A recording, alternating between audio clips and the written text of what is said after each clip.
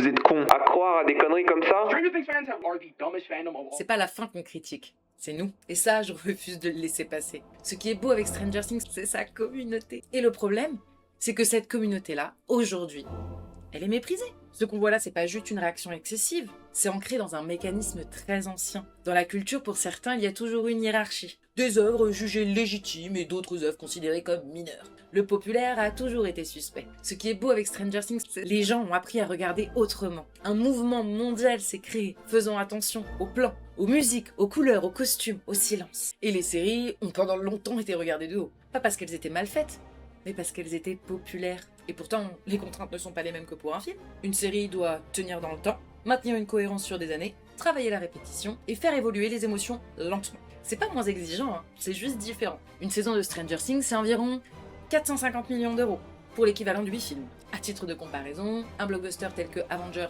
Endgame coûte 356 millions de dollars pour un seul film. On parle donc de choix artistiques différents, imposés par la durée et la narration. Les gens ne se rendent pas compte de ce que Stranger Things a vraiment fait. Pas ce que la série est, mais ce qu'elle a déclenché. Les gens ont commencé à faire des vidéos, des edits, du motion design, des théories. Pas pour buzzer, pas pour prouver qu'ils savaient mieux, mais parce qu'ils aimaient ça. Des gens qui prennent le temps. Mais le vrai problème, c'est que ceux qui se battent pour la transmission du cinéma reproduisent les mêmes logiques d'exclusion et de domination des élites passées. Je sais de quoi je parle. J'ai fait des études de cinéma, je connais ces codes, c'est ciné-club. Et très vite, en tant que femme et appartenant à un groupe de minorités, j'ai compris ce que c'était, le mépris de classe culturelle. Ils disent tous, il faut créer des ciné-clubs, éduquer le regard. Mais dès qu'une communauté se crée en dehors de leur code, elle est ridiculisée. Et là, on touche au cœur du mépris de classe culturelle. Parce qu'ils ne disent pas « je n'aime pas », ils disent « tu es stupide d'aimer ça ». Ce n'est plus une critique,